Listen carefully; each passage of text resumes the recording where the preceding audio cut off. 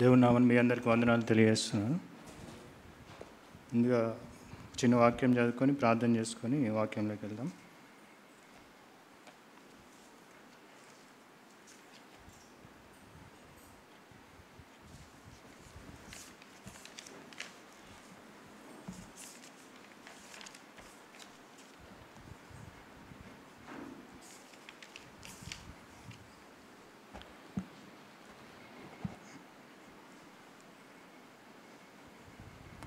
కీర్తనలు 133 కీర్తనలు psalms 130 third verse.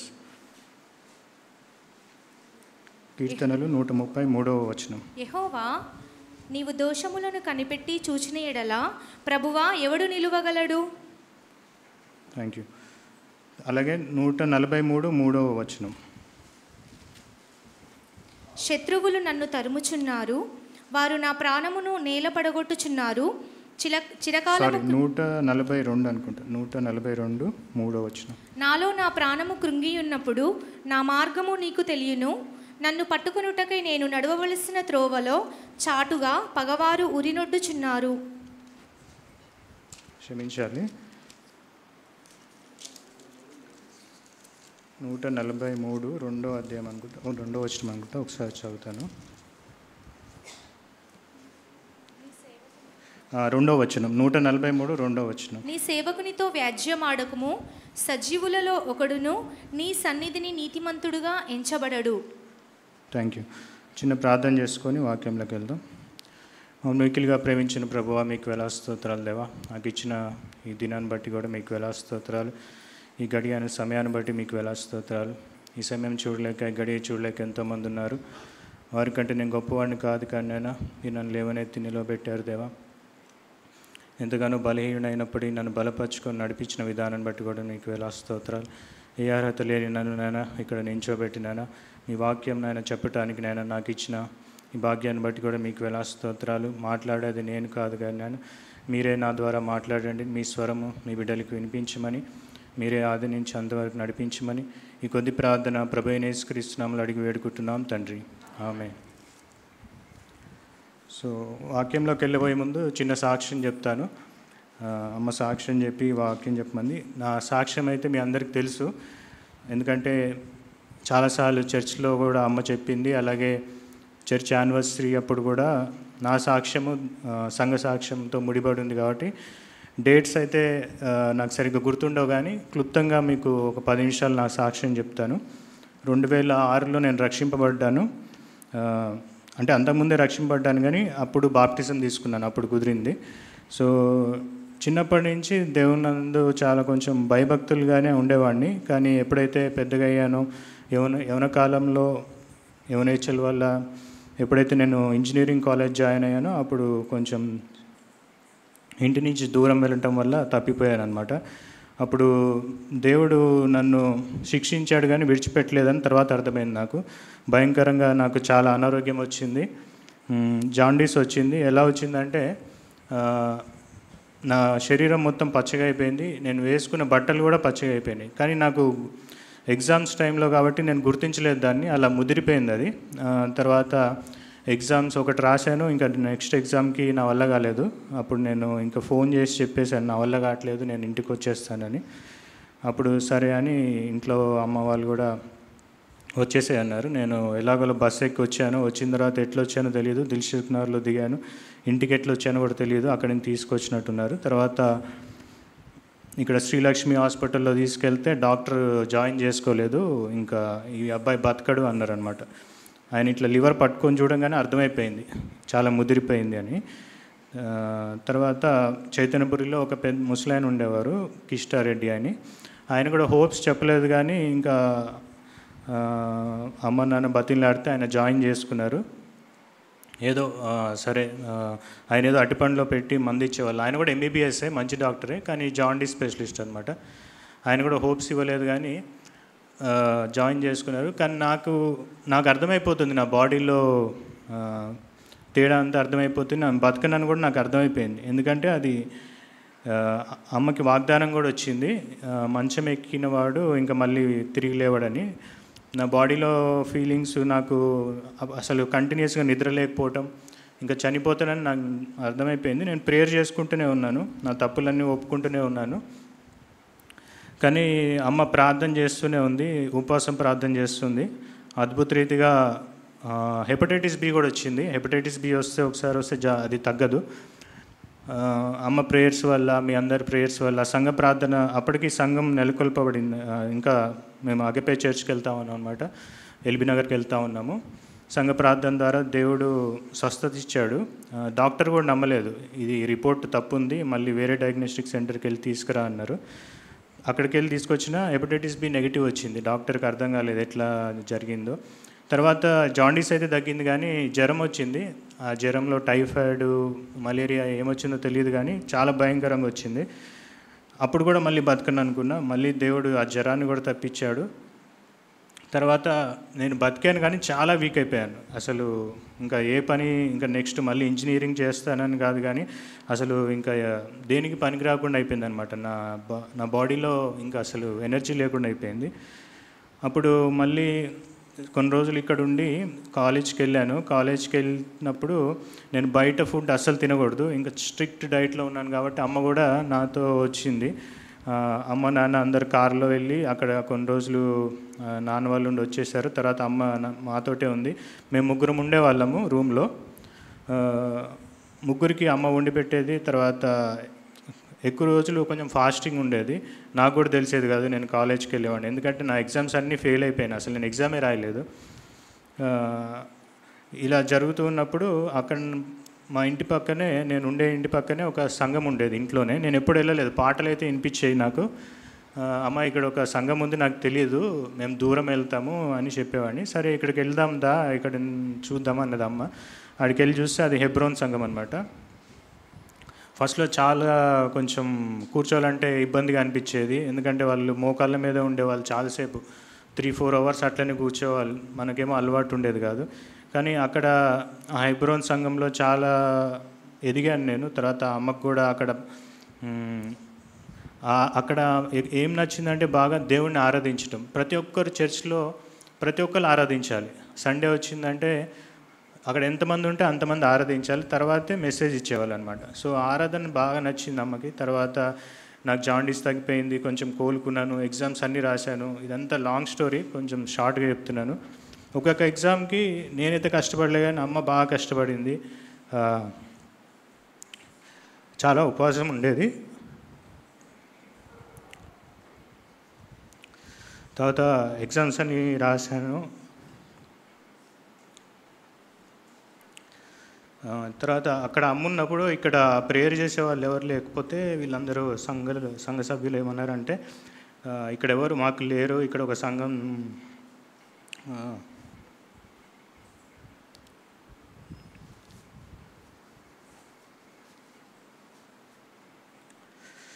ఇక్కడ మనమే ఒక సంఘం పెట్టుకుందామంటే అమ్మ ఒప్పుకోలేదు. నేను ఒక ఆడ మనిషిని, సంఘం ఇట్లా నేను స్థాపించలేను, నేను ఉండలేను అంది. తర్వాత మళ్ళీ నాకు బలహీనత వస్తూ పోతూ ఉన్నప్పుడు అమ్మకి ఇంకా సరే భయం వేసింది నా కోసం. సరే దేవా, నా కుమారుడికి నువ్వు స్వస్థత ఇస్తే నేను మంచిగా నీ సేవ చేస్తాను అని అమ్మ అనుకుంది.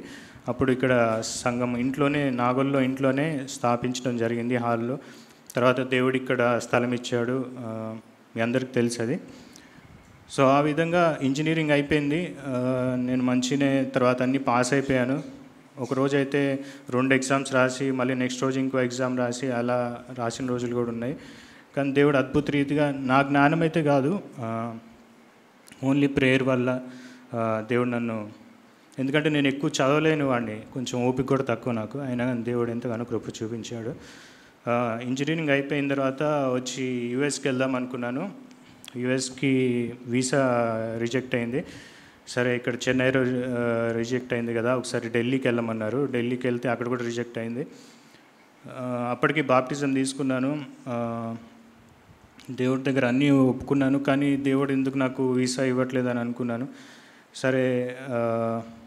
సరే ఇది యూఎస్ వర్కౌట్ అవ్వట్లేదని యూకేకి వెళ్దాం అనుకున్నాను.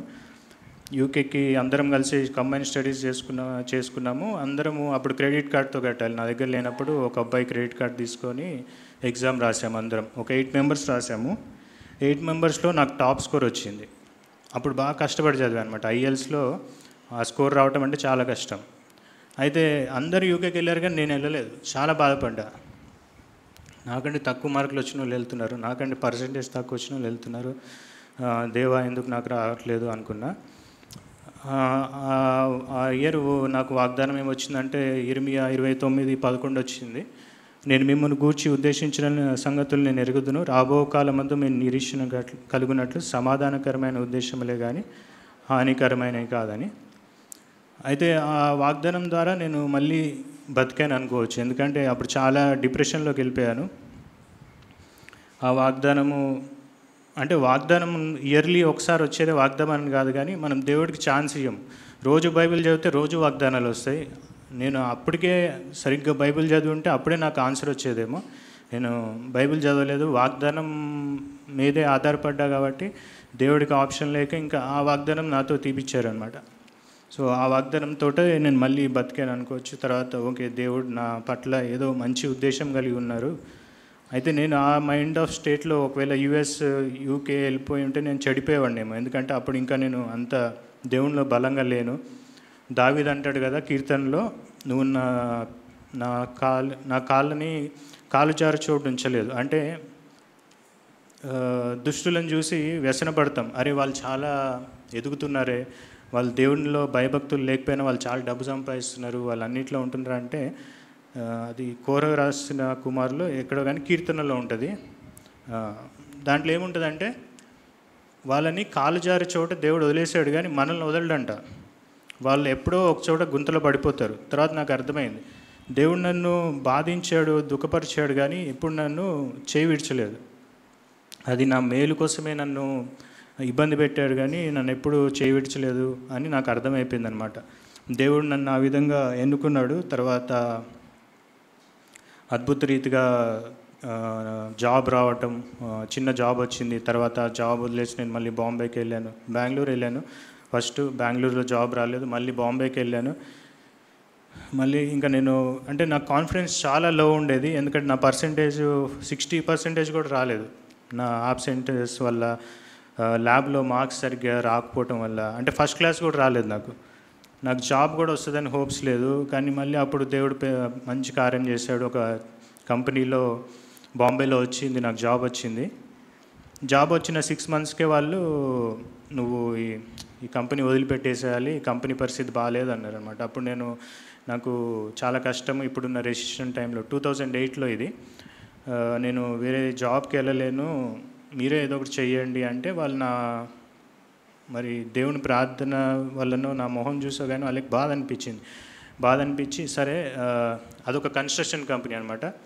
మాకు ఇంకో కంపెనీ ఉంది అహ్మదాబాద్లో, దాంట్లో నువ్వు జాయిన్ అవుతావా, కాకపోతే నువ్వు చేసేది దానికి సంబంధం ఉండదు. నాదేమో ప్యూర్ టెక్నికల్, అదేమో ఎలక్ట్రికల్.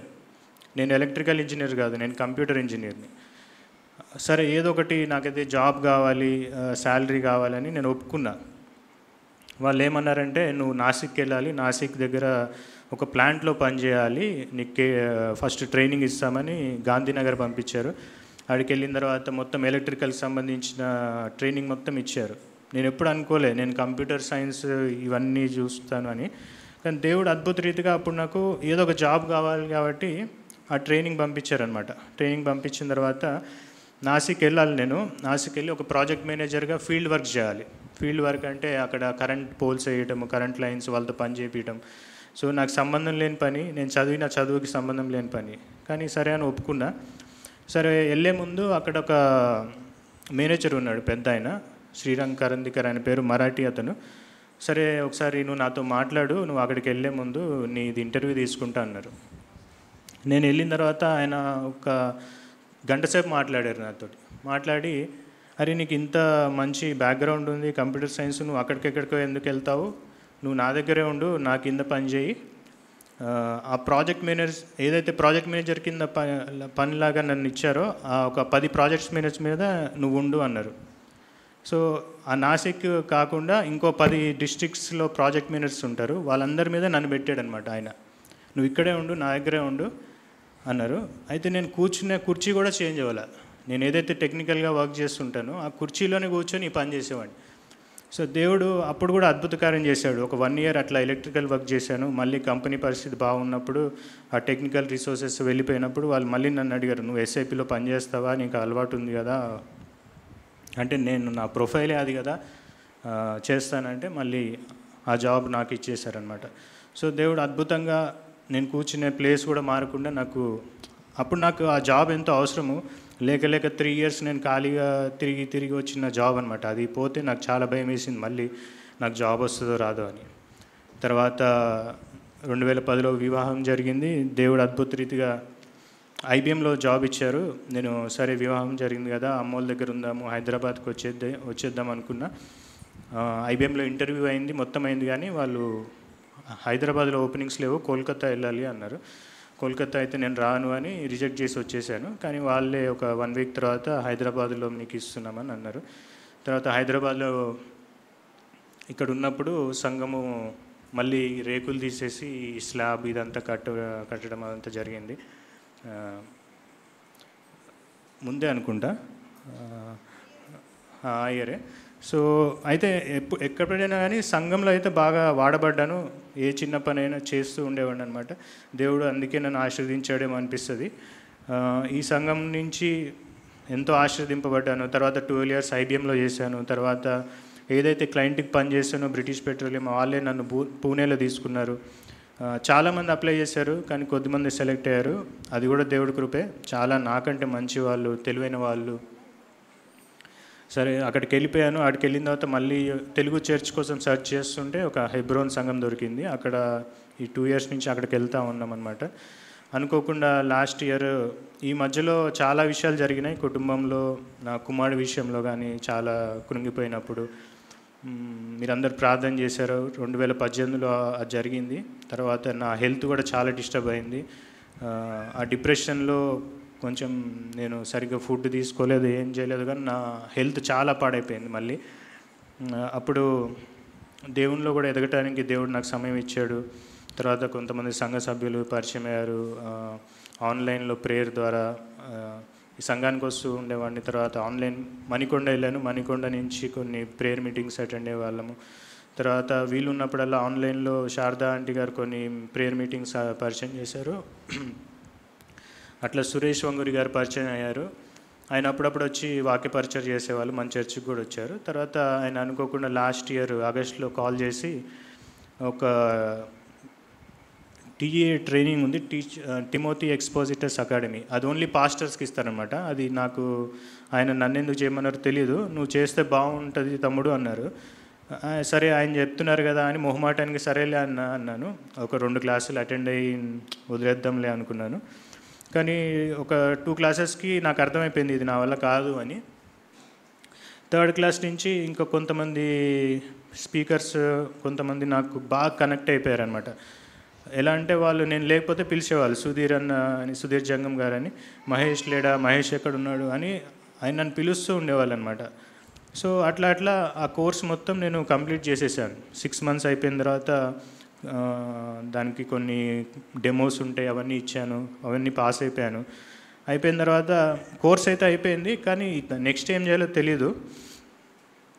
అమ్మంది, నువ్వు కోర్స్ అయితే చేసావు, మరి వాడబడాలి కదా, దేవునిలో వాడబడు, నీ సంఘం ఇక్కడి నుంచే నువ్వు వెళ్ళావు కాబట్టి ఇక్కడికే వచ్చి 1 వారం వాక్య పరిచయం చేయండి. నాకైతే అంత అంటే స్ట్రైట్గా చూసి మాట్లాడటం కూడా రాదు. వాక్య పరిచయం చేయమంటే సరేలే చెప్తాలే అమ్మా అన్నాను. కానీ ఆ కోర్సు చేసిన దానికి వాల్యూ యాడెడ్ ఏమైనా ఉండాలి కదా అని దేవుడిని అడుగుతూ ఉన్నాను అనమాట.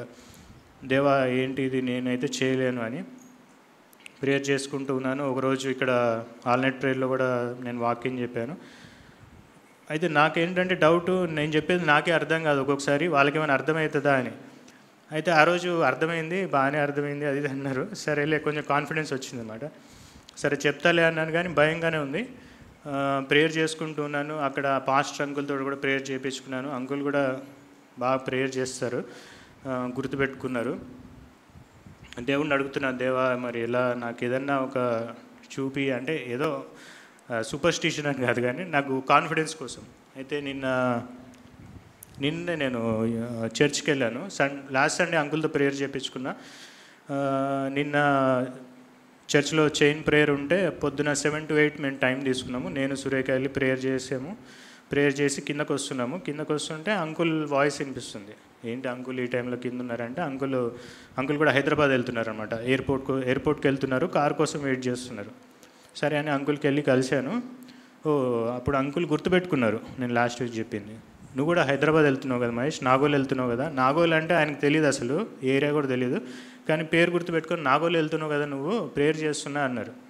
అప్పుడు అనిపించింది, అంకుల్ గుర్తుపెట్టుకున్నారు, కొంచెం ధైర్యం వచ్చింది. మళ్ళా ప్రేయర్ చేశారు అంకుల్. దేవా ఇది నీ చిత్తమేమో, మహేష్కి నీ వాక్ ఇచ్చావేమో, అందుకే పంపిస్తున్నావు, ఆయన్ని వాడుకు అని ప్రేయర్ చేసి అంకుల్ ఎయిర్పోర్ట్కి వెళ్ళిపోయారు. నేను ఇంటికి వచ్చేసాను. తర్వాత ఇక్కడికి వచ్చే ముందు చాలా ఇబ్బందులు వచ్చాయి. ఈరోజు యాక్చువల్గా నాకు ఒక యాక్టివిటీ ఉంది, ఇది 6-7 months నుంచి ప్లాన్ అవుతుందన్నమాట. నాకు డేట్స్ గుర్తుండవు కాబట్టి సరే ఈరోజు వస్తా అని చెప్పాను, కానీ ఈరోజే ఆ యాక్టివిటీ ఉందని నేను మర్చిపోయా. ఇప్పుడు 7 months నుంచి ప్రిపేర్ అయ్యేది ఈరోజు నేను లేను అంటే వాళ్ళు కావాలని చేస్తున్నా అనుకుంటారు. అయితే నైట్ ట్రైన్లో మొత్తం నిద్రలేదు. పొద్దున 5:30 నుంచి నేను మీటింగ్లోనే ఉన్నా. ఇప్పుడు కూడా మధ్యలో మీటింగ్ అటెండ్ అయ్యాను. ఇప్పుడు ఒక 3 hours ఒక యాక్టివిటీ నడుస్తుంది, దానికి నేను అవసరం లేదనమాట. ఒక 3 hours బ్రేక్ తీసుకుందామని వాళ్ళు నన్ను పంపించేశారు. సో ఎన్నో అడ్డంకులు వచ్చాయి అంటే వాక్యం చెప్పడానికి, కానీ దేవుడు మీ ముందు నిలబెట్టాడు. అది ఈ దేవుడు కార్యం అని నేను అనుకుంటున్నాను. ఇది నా చిన్న సాక్ష్యము. ఇంకా చాలా జరిగాయి కానీ అవన్నీ నాకు గుర్తులేవు. నాకు గుర్తున్నంత వరకు చెప్పాను. వాక్యంలోకి వెళ్దాము.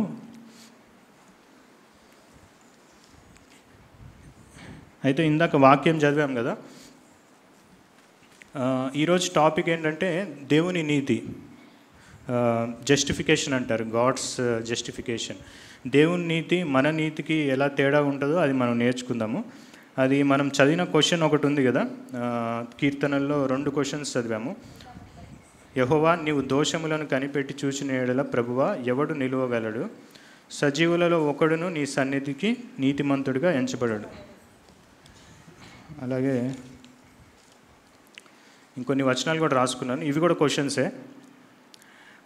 యోబు 9వ అధ్యాయం 2వ వచనం. Job 9th chapter 2nd verse. వాస్తవమే, ఆ సంగతి అంతే అని నేను ఎరుగుదును. నరుడు దేవుని దృష్టికి ఎట్లు నిర్దోషియగును. దేవుని దృష్టిలో మనిషి ఎలా న్యాయవంతుడు కాగలడు. ఇది ఇంగ్లీష్లో ఏముంటుందంటే how can a man be righteous before God.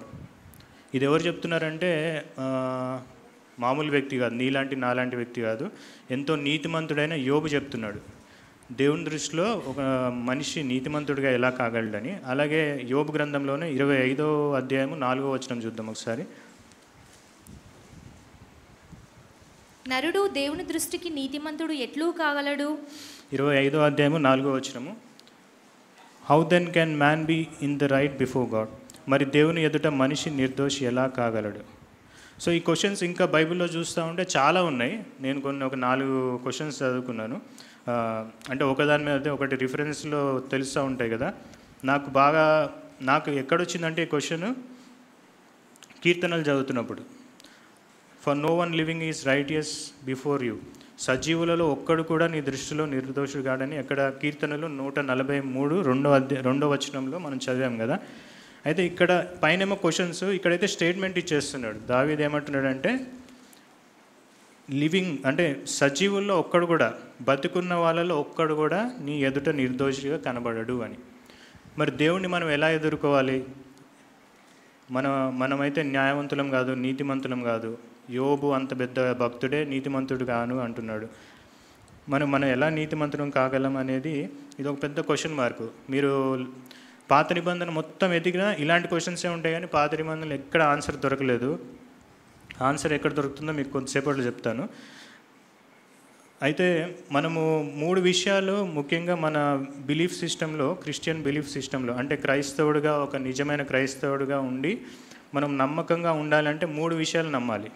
ఫస్ట్ది ఏంటంటే యేసు ప్రభువు దేవుడు అని నమ్మాలి. ఓకే, అది ఎక్కడుంటుంది. యోహాను రాసిన పత్రిక 1వ అధ్యాయంలో ఉంటుంది. యేసుప్రభు దేవుడిగా నరరూపిగా ఈ లోకానికి వచ్చాడని యోహాను సువార్తలో ఉంటుంది. మొదటి అధ్యాయము ఫస్ట్ నుంచి చదివితే ఉంటుంది, కానీ మనం 14 వచనం ఒకటి చదువుదాము.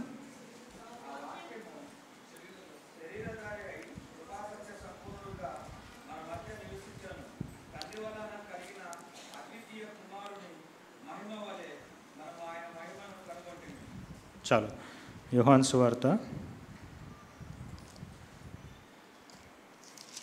ఏ వాక్యం అంటే ఇది 1వ అధ్యాయం స్టార్టింగ్ నుంచి చదివితే, ఆది యందు వాక్యం ఉండెను, వాక్యము దేవుని యొద్ద ఉండెను, వాక్యము దేవుడై ఉండెను. సో ఈ వాక్ అనేది శరీరధారి వచ్చింది. వాక్ అంటే వర్డ్. అది ఎక్కడుందంటే దేవుని దగ్గర ఉందంట. దేవుడు అంటే ఎవరు? తండ్రి అయిన దేవుని దగ్గర ఉంది. అది ఏమైంది? శరీరం దాల్చుకొని ప్రభు అయిన యేసుక్రీస్తులాగా వచ్చిందనమాట. చాలామంది అడుగుతారు కదా, యేసుక్రీస్తు దేవుడా, యేసుక్రీస్తు ఎక్కడని చెప్పాడా అంటే, మనం వారికి కరెక్ట్గా యోహాను సువార్త 1వ అధ్యాయం 14 వచనం చూపించచ్చు. ఆ వాక్యం శరీరధారి అయి కృపాసత్య సంపూర్ణుడిగా మన మధ్య నివసించెను. తండ్రి వలన కలిగిన అద్వితీయ కుమారుని మహిమ వలె మనము ఆయన మహిమను కనుగొంటిమి. సో ఇదంతా వీళ్ళు కళ్ళతో చూసిన వాళ్ళు చెప్తున్నారు. ఎవరు చెప్తున్నారు? శిష్యులు చెప్తున్నారు. యోహాను సువార్త, మత్తయి, మార్కు, లూకా ఫస్ట్ నుంచి యేసుప్రభు పుట్టిన దగ్గర నుంచి ఉంటుంది, కానీ యోహాన్ భక్తుడు ఫస్ట్ నుంచే ఒక పాయింట్కి వచ్చేస్తాడు, యేసుప్రభు దేవుడు అని స్టార్ట్ చేసేస్తాడు అనమాట. కానీ మత్తయి సువార్త కన్యక కుమారుని కన్నును అవన్నీ ఉంటుంది కదా, మనం ఆల్రెడీ 3 సార్లు అక్కడ 3 సువార్తలో చదివాము. కానీ యోహాన్ సువార్తలో అలా ఉండదు. ఫస్ట్ పాయింట్ ఏమి అని చెప్తాడంటే యేసుప్రభు దేవుడు అని చెప్పేస్తాడు అనమాట. సో ఇది బేసిక్గా మనము ఫస్ట్ గుర్తుపెట్టుకోవాల్సింది ఏంటంటే, మన విశ్వాస యాత్రలో దేవుడు యేసుప్రభు దేవుడు అని నమ్మాలి. తర్వాత ఇంకోటి ఏంటంటే, త్రియేక దేవుడిని మన పట్ల ఉన్న ఉద్దేశం అది ఎక్కడుంటుందంటే, దేవుడు అంటే ముగ్గురుగా మనలో పనిచేస్తారు. అది ఎక్కడుంటుందంటే ఎఫెసీయులకు రాసిన పత్రికలో ఉంటుంది.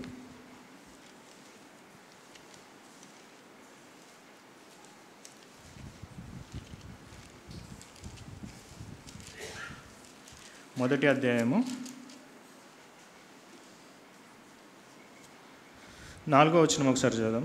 ఎట్లనగా తన ప్రియుని యందు తాను ఉచితముగా మనకు అనుగ్రహించిన తన కృపా మహిమకు కీర్తి కలుగునట్లు తన చిత్త ప్రకారమైన దయా సంకల్పము చొప్పున యేసుక్రీస్తు ద్వారా తనకు కుమారులుగా స్వీకరించుటకై మనలను ముందుగా తన కోసము నిర్ణయించుకొని, మనము తన ఎదుట పరిశుద్ధులమును నిర్దోషములనై ఉండవలనని జగత్తు పునాది వేయబడక మునుపే ప్రేమ చేత ఆయన క్రీస్తులో మనలను ఏర్పరచుకొనెను.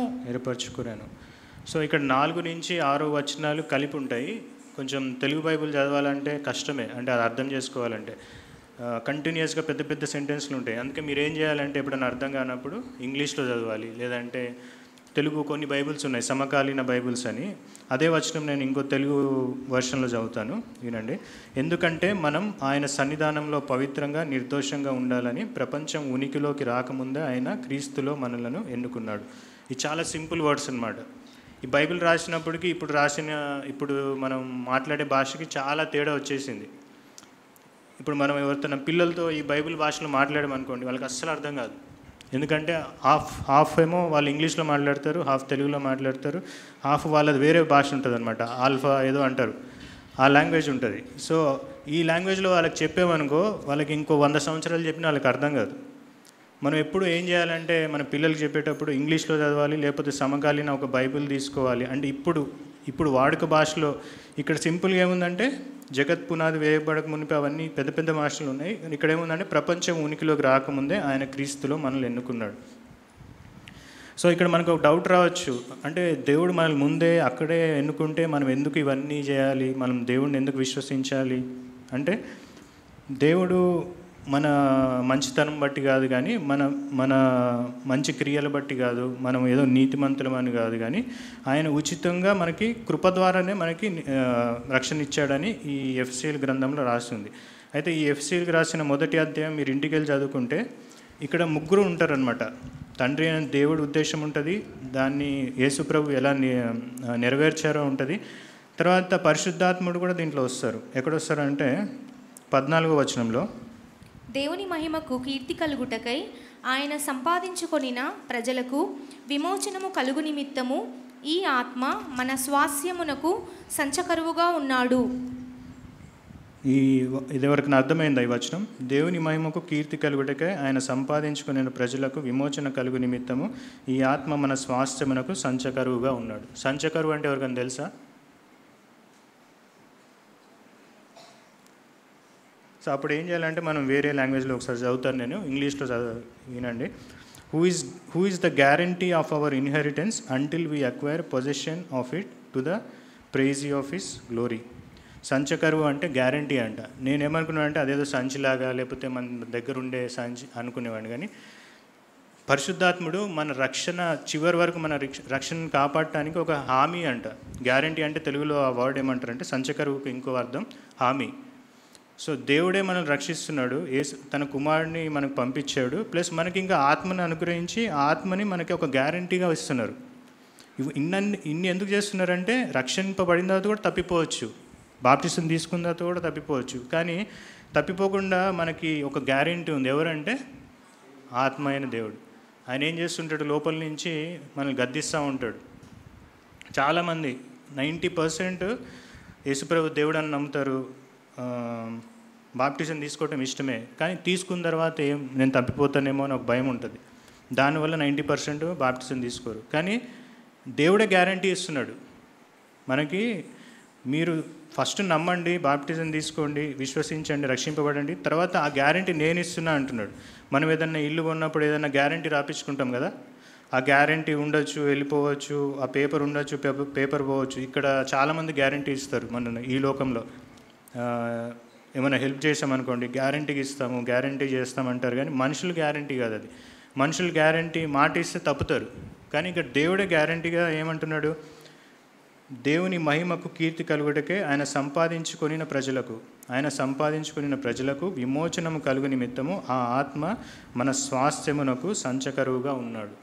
అంటే మన స్వాస్థ్యం ఈ భూలోకంలో లేదు, మన పొజిషన్ ఎక్కడుందంటే పరలోకంలో ఉంది. మనం ఆ పరలోకం వెళ్ళే వరకు మనం జస్ట్ దేవుణ్ణి నమ్మటమే.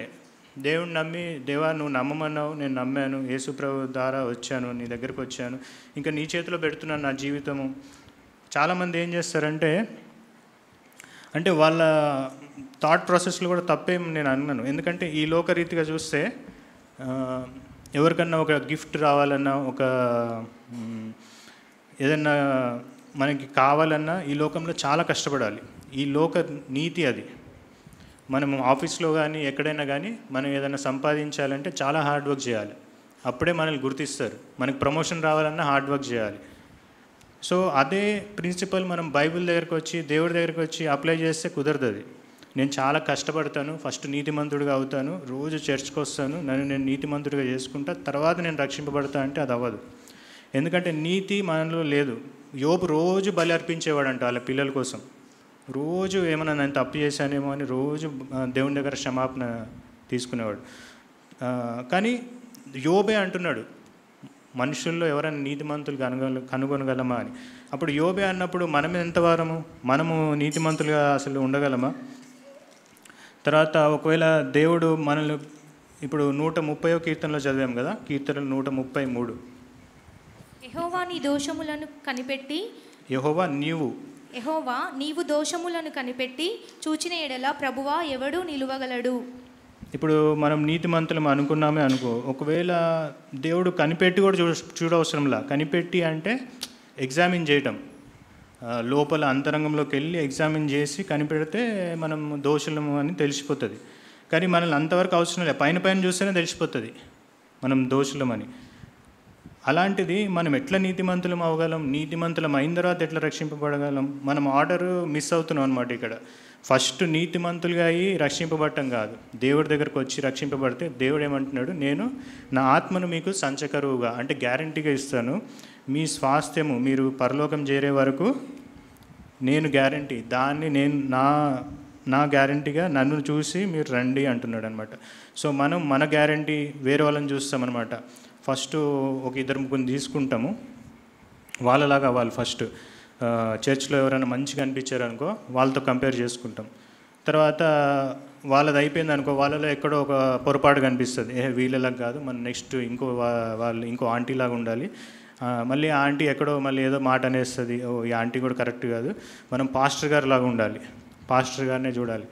పాస్టర్ గారు చూస్తూ ఉంటారు, సండే చూస్తారు పాస్టర్ గారిని, బాగానే ఉంటుంది. ఎప్పుడైనా వీక్ డే వచ్చి చూస్తే పాస్టర్ గారు కూడా ఏదో, అందరూ మనుషులం కాబట్టి ఏదో వీక్నెస్ ఉంటుంది, పాస్టర్ గారు కూడా కరెక్ట్ లేరు, ఇట్లా కాదని వెనక్కి వెళ్ళిపోతారు వాళ్ళు.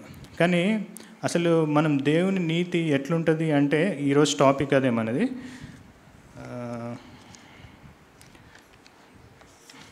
దాని గురించి ఇదంతా నేను జస్ట్ మీకు ఇంట్రడక్షన్గా చెప్పాను.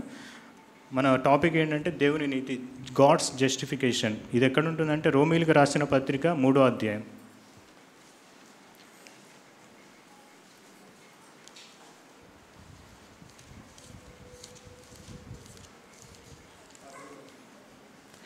మూడో అధ్యాయము 21 నుంచి 26 వరకు చదువుకుందాము.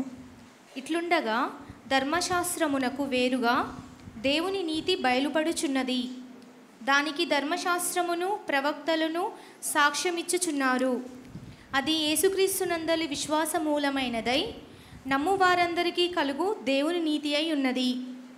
ఏ భేదమును లేదు, అందరూ పాపము చేసి దేవుడు అనుగ్రహించు మహిమను పొందలేకపోవచున్నారు.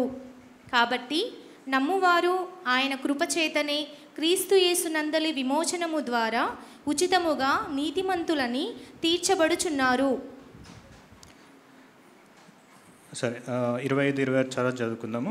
సో మీకు ఫస్ట్ క్వశ్చన్ వేసా కదా, దానికి ఆన్సర్ ఇక్కడ ఉంది. ఒకవేళ మీకు అర్థం కాకపోతే మళ్ళీ ఒకసారి చదువుతాను. 21వ అధ్యాయము 21వ వచనము, 3వ అధ్యాయము 21వ వచనం చదువుతున్నాను. రోమన్స్ 23rd చాప్టర్ 21st నుంచి 24th వరకు ఫస్ట్ చదువుకుందాము. ఇట్లుండగా ధర్మశాస్త్రమునకు వేరుగా దేవుని నీతి బయలుపడుచున్నది. దానికి ధర్మశాస్త్రమును ప్రవక్తలను సాక్ష్యం ఇచ్చుచున్నారు.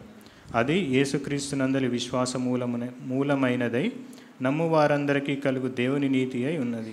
ఏ భేదమును లేదు, అందరూ పాపము చేసి దేవుడు అనుగ్రహించి మహిమను పొందలేకపోవచున్నారు. కాబట్టి నమ్మువారు ఆయన కృపచేతనే క్రీస్తు యేసునందలి విమోచనము ద్వారా ఉచితముగా నీతిమంతులని తీర్చబడుచున్నారు. సో మనం నీతిమంతులను ఎట్లా తీర్చబడతాము? విశ్వాస మూలంగా. సో మరొకసారి నేను ఇంగ్లీష్లో చదువుతాను. But now the righteousness of God has been manifested apart from the law, although the law and prophets bear witness to it. The righteousness of God through faith in Jesus Christ for all who believe, for there is no distinction, for all have sinned and fall short of the glory of God, and are justified by His grace as a gift through the redemption that is in Christ Jesus. ఇక్కడ ఏం రాశారంటే పౌలు భక్తుడు, ధర్మశాస్త్రం ఉంది అప్పటి వరకు, యేసుప్రభు వచ్చే వరకు ధర్మశాస్త్రం ఉంది. ధర్మశాస్త్రం ముందు కూడా కొంతమంది ఉన్నారు, మరి వారికి నీతి ఎలా వచ్చింది అని కూడా మనకు ఒక డౌట్ రావచ్చు. ఇక్కడ 3 phases ఉన్నాయి. ధర్మశాస్త్రం ఉంది, ధర్మశాస్త్రం ముందు ఒక పీరియడ్ ఉంది, ధర్మశాస్త్రం తర్వాత జీసస్ వచ్చిన ఒక పీరియడ్ ఉంది. ఆ జీసస్ వచ్చిన దగ్గర నుంచి ఇప్పటివరకు ఒక పీరియడ్ నడుస్తుంది, అంటే ఒక కాలం నడుస్తుంది. ధర్మశాస్త్రంలో ఏముండేదంటే అన్ని నియమాలు ఉండేవి. ఈ తప్పు చేస్తే ఈ బలి ఇవ్వాలి, ఈ తప్పు చేస్తే ఈ బలి ఇవ్వాలి. అదేంటంటే తప్పుల్ని ఎత్తి చూపడానికి ధర్మశాస్త్రం వాడేవాళ్ళు అనమాట అప్పుడు.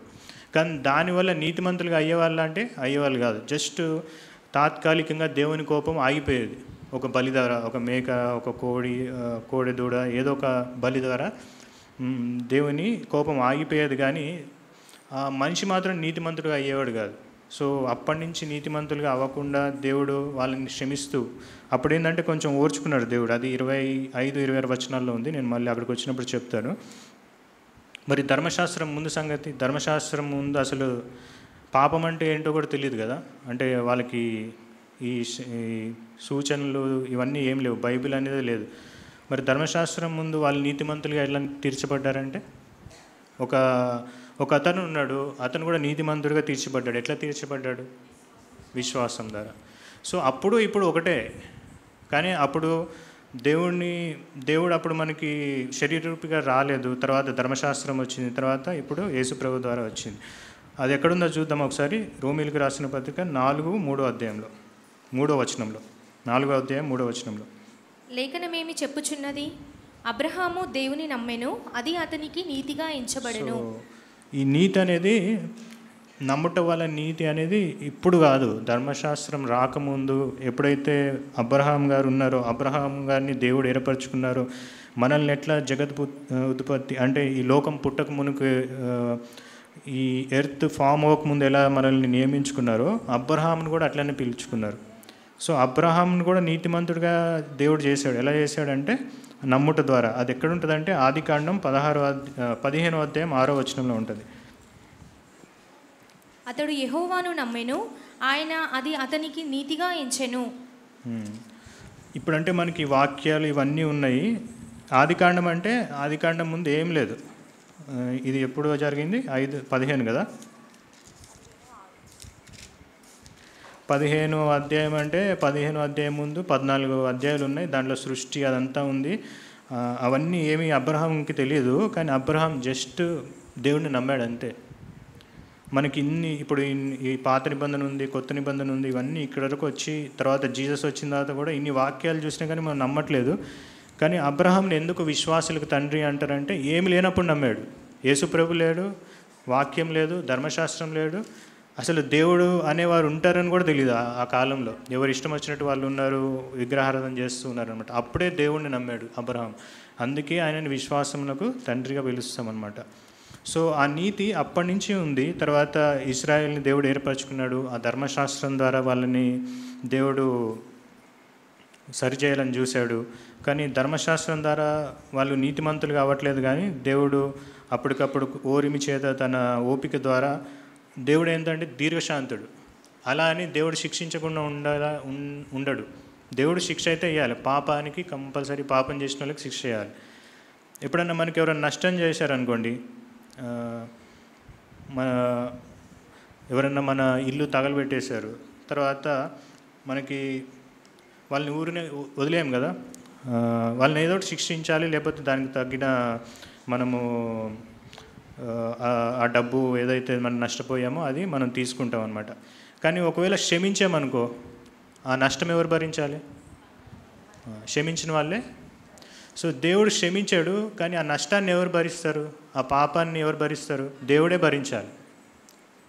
సో దీనికి సొల్యూషను ఆయనే మనం క్షమించాడు. ఆయనే తన కుమారుడైన యేసయ్య ద్వారా మనకి క్షమాపణ ఇచ్చి ఆ పాపాన్ని మొత్తం యేసయ్య ద్వారా మనకి తీసేసాడు అనమాట. మరి ఎందుకు దేవుడు యేసయ్యని ఎందుకు పంపించాడంటే, ఎవరన్నా వేరే వాళ్ళని పంపించచ్చు కదా. అబ్రహాం ఉన్నాడు, మోషే ఉన్నాడు. మోసెస్ కూడా మంచి ప్రవక్త, ఆయన నీతిమంతుడే.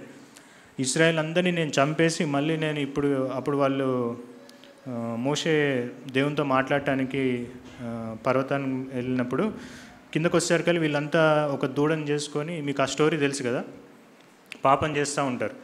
అప్పుడు దేవుడు ఏమంటాడు, నువ్వు ఒక్కసారి ఇట్లా పక్క జరుగు, వీళ్ళందరినీ తీసేస్తా అంటాడు. ఎందుకంటే దేవుడు మళ్ళీ సృష్టి చేయడం ఆయనకి ఒక సెకండ్ చాలు. అప్పుడు మోషే ఏమంటాడంటే, జీవగ్రంథంలోంచి నా పేరు తీసే, వీళ్ళని అయితే కాపాడు అంటాడు. అంటే మోసెస్ కూడా తను త్యాగం చేయడానికి ముందుకు వచ్చాడు. యేసుప్రభు లాంటి స్వభావమే ఉంది. కానీ అక్కడ ప్రాబ్లం ఏంటంటే, మోసెస్ మనిషి, నీతిమంతుడే, కానీ ఆయనలో పాపం అయితే ఉంది. మనిషిలో మనం స్వాభావికంగా పాపం కాబట్టి ఆయన చనిపోయినా ఆయన రక్తం వల్ల ఏం జరగదు. దేవుడు మోషేని చంపలేదు, కానీ మోషే మాట విన్నాడు. సరే, నీ మాట ద్వారా నేను వాళ్ళని వదిలిపెట్టేస్తానని వాళ్ళని మళ్ళీ ఇశ్రాయేల్ జనాంగాన్ని అక్కడ నడిపిస్తాడనమాట. సో అనేక మంది రెడీగా ఉన్నారు చనిపోవటానికి, కానీ వాళ్ళ రక్తము ఏమాత్రం మన పాపాలని కడగలేదు. ఎందుకంటే వాళ్ళు ఆల్రెడీ పాపం చేసిన వాళ్ళే, మనుషులు కాబట్టి. చాలామంది బైబిల్లో ఉన్నారు కదా, దావీదు ఉన్నాడు, పౌలు భక్తుడు ఉన్నారు, వీళ్ళందరూ పాపం చేసిన వాళ్ళే. కానీ ఎవరు పాపం లేనివాడంటే దేవుడు ఒక్కడే. ఆ దేవుడే మనం యోహాను సువార్తలో చదివాం కదా, శరీరధారిగా మన లోకానికి వచ్చాడు. చాలామంది అంటారు కదా, మీ దేవుడు అయితే మరి ఎందుకు చనిపోయాడు అంటే, మన కోసం చనిపోయాడు. ఆయన చేతగాక చనిపోలేదు, లేకపోతే ఆయన ఏదో రోమన్స్ ఆయనని చంపేస్తే ఆయన బలం లేక చనిపోలేదు. కానీ లేఖనాల ప్రకారం ఆయన చనిపోవాలి, మన కోసం తిరిగి లేవాలి, మనకి రక్షణ ఇవ్వాలి. కాబట్టి ఆ ఉచితమైన రక్షణ మనం ఏదైతే రోమిలికి రాసిన పత్రిక 3వ అధ్యాయం 21 నుంచి చదివాం కదా, అవన్నీ పౌలు భక్తుడికి ఇవన్నీ ఎట్లా తెలుసు అంటే, ఆయనకి దేవుడు బయలుపరిచాడు. పౌలు భక్తుడికి చాలా దర్శనాలు వచ్చాయి. ఇవన్నీ శిష్యుల కంటే నేను చాలా తక్కువ స్థాయిగా కలవాడిని అంటాడు. కానీ పౌలు భక్తుడికి దేవుడు ఎంతో కృప ఇచ్చాడు అనమాట. మనం అనుకుంటాం కదా, పౌలు భక్తుడు చాలా చదువుకున్నాడు కాబట్టి దేవుడిని ఆయన వాడుకున్నాడేమో అని. అట్లా ఏం కాదు. పౌలు భక్తుడు ఎవరైనా సరే, మోసెస్ అయితే మొన్న లాస్ట్ వీక్ అంకుల్ ఒక వాక్యం చెప్పారు. మోసెస్ చాలా జ్ఞానం గలవాడంట. ఎంత జ్ఞానం అంటే, అప్పట్లో ఈజిప్ట్లో ఏదైతే ఎడ్యుకేషన్ సిస్టమ్ ఉందో వరల్డ్లో చాలా టాప్ ఎడ్యుకేషన్ సిస్టమ్. ఇప్పుడు యూఎస్ని వీసా కోసం ఎట్లా ఎగబడుతున్నారో అప్పట్లో ఈజిప్ట్ కోసం అంత కష్టపడేవాళ్ళు. ఆ స్టడీస్ అన్నిట్లో మోసెస్ ఫస్ట్ అనమాట. అన్నీ నేర్చుకున్నప్పుడు ఆ స్టడీస్ని బట్టి, ఆయనకున్న స్కిల్ బట్టి, ఆయనకి బుక్ రూమ్ స్టడీ కాదు, మామూలుగా ఆయన యోధుడు కూడా. మీకు ఎట్లా తెలుస్తుంది యోధుడు అంటే, ఒక గుద్దుతో ఒకరిని చంపేయగలడు, అంత బలవంతుడు కూడా. సో ఆయన ఏమనుకున్నాడంటే, నా జ్ఞానం ద్వారా, నా చదువు ద్వారా, నా బలం ద్వారా నేను ఇజ్రాయెల్ని కాపాడుతాను, అందుకే దేవుడు నన్ను బతికించాడు, అందుకే ఇవన్నీ నాకు, ఈ ఎడ్యుకేషన్ అంతా నాకు ఇప్పించాడు అని అనుకున్నాడు. కానీ తర్వాత దేవుడు మోసెస్ని 40 years 40 సంవత్సరాలు ఎడారిలో గొర్రెల కాపరిగా చేశాడనమాట. 40 years ఎవరన్నా ఎడారిలో ఉంటే, మామూలుగా ఎడారని కాదు, ఒక రూమ్లో కూడా ఉంటే ఎవరితో మాట్లాడకపోతే అసలు మనం అన్నీ మర్చిపోతాం, అసలు మనం ఎందుకున్నాము ఏంటో కూడా తెలియదు. అలాంటిది ఎడారిలో గొర్రెలు కాస్తూ ఉండడం అంటే మొత్తం తుడిచిపెట్టుకుపోయింది ఆయన జ్ఞానం. అప్పుడు దేవుడు మోషేని వాడుకున్నాడు. పౌలుని కూడా అంతే. పౌలు అప్పట్లో చాలా బలవంతుడు, తర్వాత ఆయన కంటి చూపు బాగుండేది, తర్వాత ఆయన కళ్ళు పోయినాయి, తర్వాత ఆయన చాలా కృంగిపోయాడు. కొన్ని రోజులు అరేబియా దేశానికి వెళ్ళి దాక్కున్నాడు అంటే ప్రేయర్ చేసుకొని వచ్చాడు. అంటే ఆయన ఉన్న జ్ఞానం మొత్తము చాలా మినిమం అంటాడు అనమాట. దేవుడి పని చేయడానికి చాలామంది అనుకుంటాం కదా, ఇప్పుడు నేను అనుకుంటాను, నేను బీటెక్ చేశాను కాబట్టి నేను దేవుడు వాడుకుంటున్నాడేమో అనుకుంటాం. కానీ నాకంటే చదువులేని వాళ్ళు బాగా చెప్తారు, వాళ్ళకు వాక్చాతుర్యం దేవుడు బాగా ఇస్తాడు అనమాట. సో దేవునికి కావాల్సింది నీ చదువు కాదు, నీ యోగ్యత కాదు, కానీ నువ్వు ఆయన పట్ల విశ్వాసం ఉంచాలి. ఎన్నో రోజులు వాక్యం వస్తూ ఉంటాం, కానీ దేవుడి పట్ల విశ్వాసం ఉంచాలంటే ఈ డౌట్స్ అన్నీ వస్తాయన్నమాట. నేను రక్షింపబడిన తర్వాత మళ్ళీ తప్పిపోతే ఏమవుతుంది? ఎందుకంటే వాక్యం సరిగా అర్థం చేసుకోలేక. ఈ బైబిల్ని చదువుతాం, ఏదో రోజుకి ఒక అధ్యాయం చదువుతాం, కానీ దాన్ని సరిగ్గా ధ్యానించడం లేదు మనం. ఇప్పుడు ఇక్కడ నేను చెప్పాను కదా, 3వ అధ్యాయంలో ఎఫెసీయులకు రాసిన పత్రికలు చదివాను కదా, సంచకరువు అంటే నాకు మొన్నటి వరకు అర్థం కాలేదు. నేను ఇప్పుడు మీకు చెప్పాలి కాబట్టి ఓకే, ఈ బైబిల్ వర్స్ రిలేటెడ్ ఏంటి, సంచకరువు అని ఉంది, సంచకరువు అంటే ఏంటి అని ఇంగ్లీష్ బైబిల్లో చదివితే గ్యారంటీ అని ఉంది. తర్వాత ఇంకో తెలుగు వర్షన్ బైబిల్లో చదివితే క్లియర్గా ఉంది హామీ అని. అంటే మనకు ఒక హామీగా దేవుడు పరిశుద్ధాత్మ దేవుడిని ఇచ్చాడు అని మనకు అర్థమైంది. సో బైబిల్ని ఎప్పుడు మనము చాలా ఏదో భక్తితో చదువుతాం, కానీ అర్థం చేసుకోవాలని చదవం. ఒక బైబిల్ కొనాలంటే కూడా మనం కొనం, ఎందుకంటే అది ఇప్పుడు మన బాప్టిజం అప్పుడు గిఫ్ట్ వచ్చి ఉంటుంది, అదే బైబిల్ చదువుతుంటాం. అదే పిల్లోడికి ఒక ఇంటర్నేషనల్ స్కూల్లో జాయిన్ చేసి 30,000 ఈరోజు కట్టాలి బుక్స్, లేకపోతే కష్టమవుతుంది అంటే పక్కన షాప్లో అవే బుక్స్ దొరికినా తీసుకోము, వాడి దగ్గరే తీసుకోవాలి. 30 కాదు 40,000 అని ఇస్తాం. కానీ ఒక మంచి బైబిల్ కొనుక్కోవాలి, నాకు ఇది అర్థం చేసుకోవాలనే ఇంట్రెస్ట్ ఎవరికి ఉండదు, ఎందుకంటే ఇది అకాడమిక్స్లో రాదు. నెక్స్ట్ ఎవరు ఎగ్జామ్ పెట్టరు మనకి దీని మీద, దీంట్లో పాస్ అవ్వకపోయినా ఏం కాదు కదా అనుకుంటాం. కానీ అట్లా చదివితే వేస్ట్. బైబిల్ చదవకుండా, ధ్యానించకుండా మీరు ఎన్ని సంవత్సరాలు ఇట్లా వచ్చినా కానీ వేస్ట్ అనమాట. రక్షింపబడినా కానీ రక్షింపబడిన తర్వాత ఇంకా ఎక్కువ చదవాలి బైబిల్. దేవుడు మనల్ని ఎట్లా రక్షింపబడిన తర్వాత ఎలా ఉండాలని కోరుకున్నాడంటే, నిర్దోషంగా ఆయన ముందు పాపం లేని వారిగా ఉండి మనం బలలో చేవేయాలి. మనము రోజు ప్రతి వారం బలలో చేస్తాం కదా, అన్ని చర్చిల్లో బల్ల ఇయ్యరు, అంత ఈజీ ఇయ్యరు, ప్లస్ ప్రతి వారం ఇవ్వరు. ఎందుకంటే చాలామంది బయట ఎక్కడో తిరుగుతూ ఉంటారు, పాపాలు చేస్తూ ఉంటారు. 1 కొరింథీయులకు రాసిన పత్రిక ఒకసారి చదువుదాము బల్ల గురించి.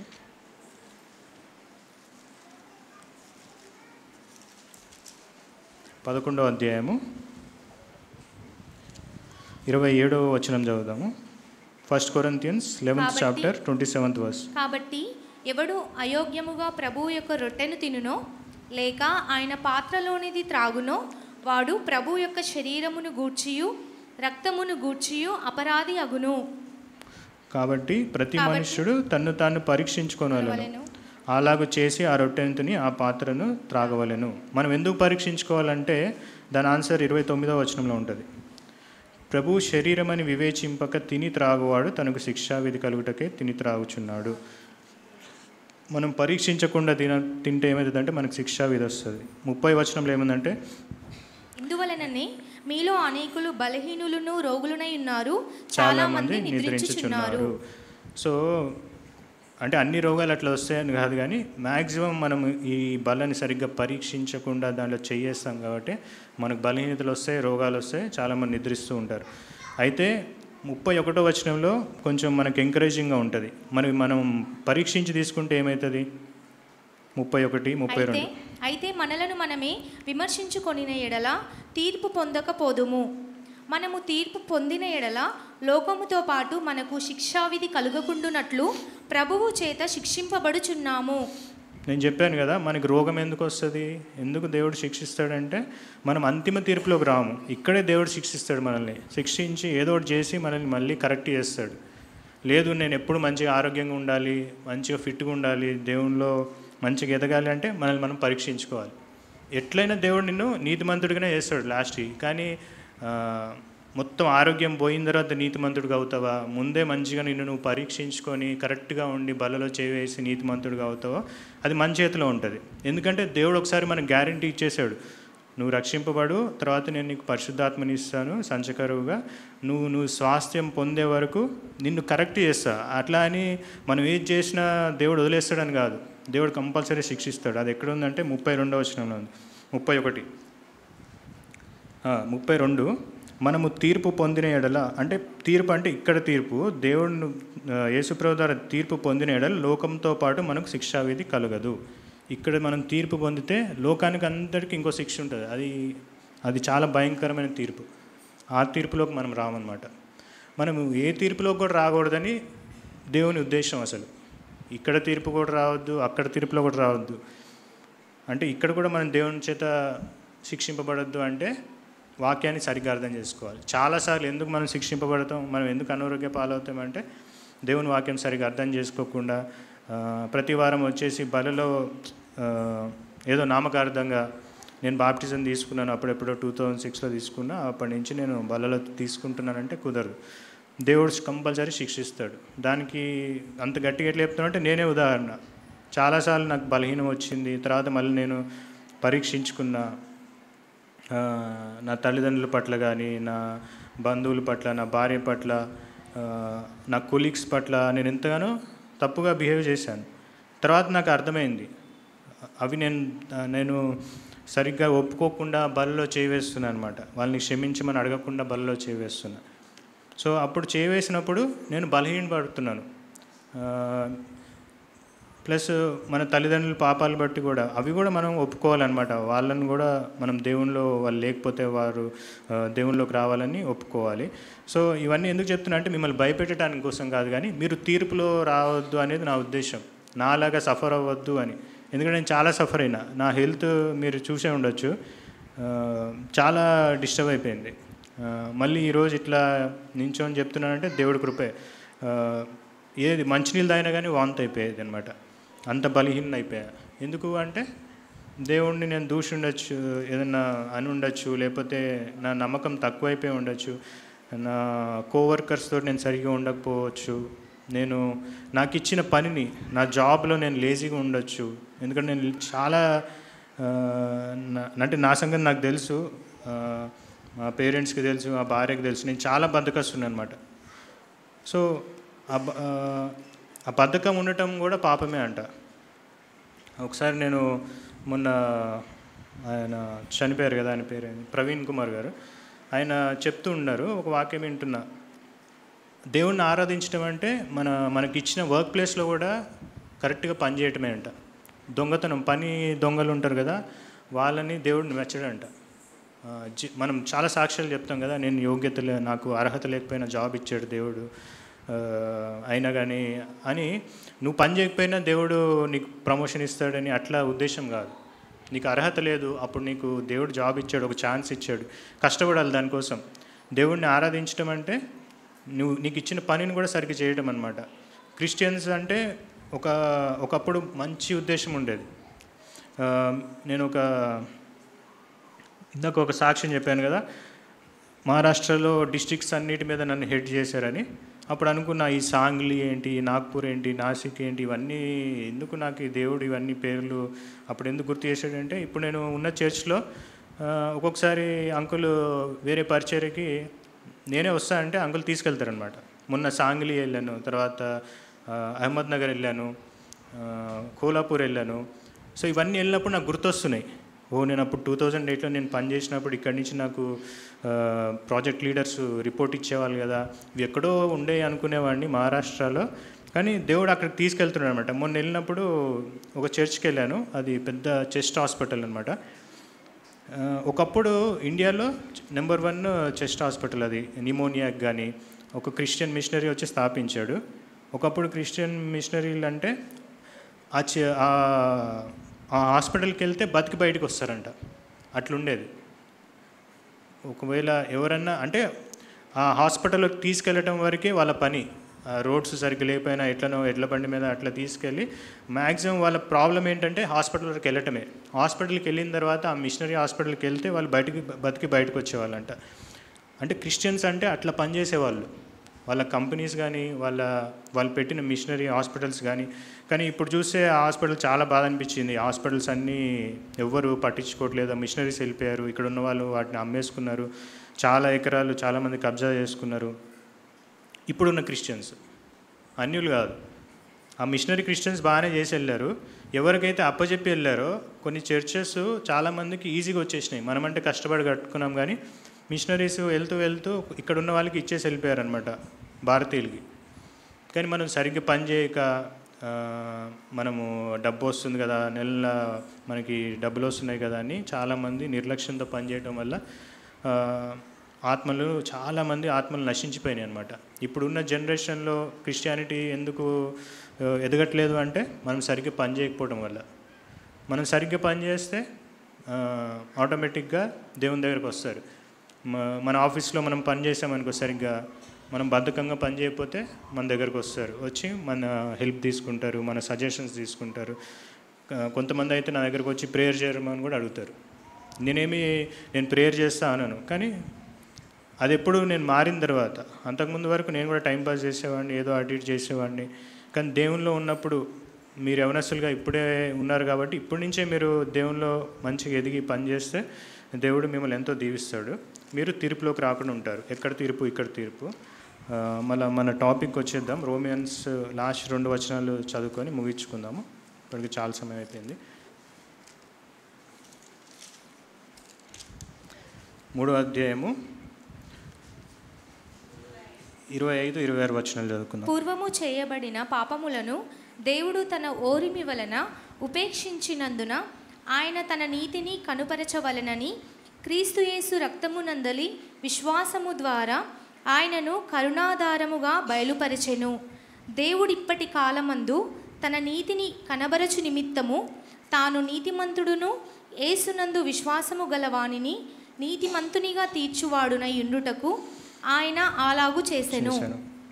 సో పూర్వం ఏమైందంటే వాళ్ళు చేసిన పాపాలు దేవుడు ఓరిమి వలన ఉపేక్షించాడు, అంటే చాలా ఓర్చుకున్నాడు అనమాట. మీకు ఇది అర్థం కాకపోతే ఇంగ్లీష్లో ఒకసారి చదువుతాను. whom God put forward as a propitiation by his blood to be received by faith. This was to show God's righteousness, because in his divine forbearance he had passed over former sins. It was to show his righteousness at the present time, so that he might be just and the justifier of the one who has faith in Jesus. So ఆయన నీతిమంతుడుగా నిరూపించుకోవాలంటే పాపానికి శిక్ష చేయాలి. మనం చేసిన పాపాలు ధర్మశాస్త్రం ఉన్నప్పుడు చేసిన పాపాలు అన్నిటికీ ఒకేసారి దేవుడు బలయ్యాడు. ఆయనని ఒక కరుణాధారం అంటే రక్తబలిగా, అప్పుడు బలిలు అర్పించేవాళ్ళుగా ఒక రక్తబలిగా దేవుడిని. ఇది చదివేటప్పుడు నాకేమనిపించిందంటే, దేవుడు మనల్ని ఎట్లా చూస్తాడంటే ఒక లెన్స్లోంచి చూస్తాడు. మనం పాపులము, కానీ ఒక లెన్స్ ఉంటుంది మధ్యలో. ఆ లెన్స్ ఎవరంటే జీసస్ క్రైస్ట్. ఆ లెన్స్లో చూసిన మనకి ఎప్పుడైనా సైట్ వచ్చిందనుకో, మనం లెన్స్ పెట్టుకుంటాం కదా, ఆ లెన్స్ పెట్టుకున్నప్పుడు మనకు సరిగ్గా కనిపిస్తుంది. జీసస్ క్రైస్ట్ని తీసేసి దేవుడు మనల్ని చూస్తే చాలా పాపులంగా కనిపిస్తాం, మనలో ఏ నీతి ఉండదు. కానీ God sees through us through Jesus Christ. మనల్ని ఎట్లా చూస్తాడంటే యేసు ప్రభులోంచి చూస్తాడు. కాబట్టి మనం నీతిమంతులుగా ఉన్నాం. కాబట్టి మనం యేసు ప్రభుని ఎప్పుడూ వదిలిపెట్టకూడదు. అలాగే పరిశుద్ధాత్మని ఎప్పుడు దుఃఖపరచకూడదు. పరిశుద్ధాత్మడు ఎప్పుడైనా గద్దించాడు అనుకోండి లోపల నుంచి, అంతకుముందు ధర్మశాస్త్రం ఉండేది, కానీ ధర్మశాస్త్రం మనం ఇప్పుడు అవి రోజు పాటిస్తున్నామంటే పాటించట్లే. మనకి రక్షింపబడిన ఎమ్మటే మనకి లోపల నుంచి ఒక స్వరంలాగా వినిపిస్తుంటుంది మనం ఏదైనా తప్పు చేస్తున్నప్పుడు, ఇది నువ్వు తప్పు చేస్తున్నావు అని. అదే పరిశుద్ధాత్ముడి స్వరం అని అంటే.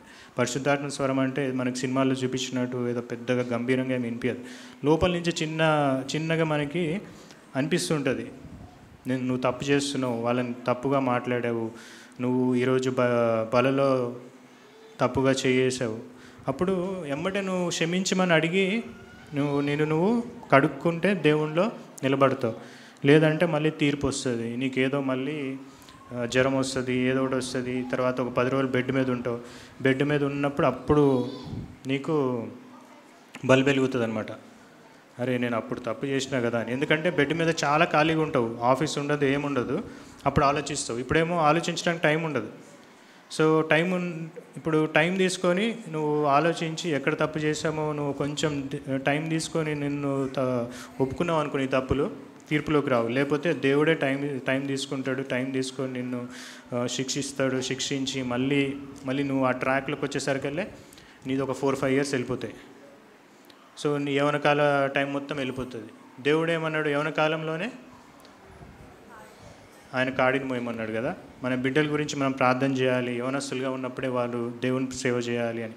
ఇంకేదో జరుగుతుంది, ఇంకేదో నాకు దేవుని వాక్యం వినిపిస్తుంది, దేవుని స్వరం వినిపిస్తుంది అంటూ కూర్చుంటే టైం వేస్ట్ చేసినట్టే. నువ్వు ఎట్లయినా పరలోకానికి వెళ్తావు రక్షింపబడితే, కానీ ఉట్టి చేతులతో వెళ్ళిపోతావు అనమాట. ఏ ఫలము ఉండదు. ఒక్కళ్ళన్నా నీ జీవితం చూసి మార్పు చెందారంటే ఒక్కళ్ళు ఉండరు.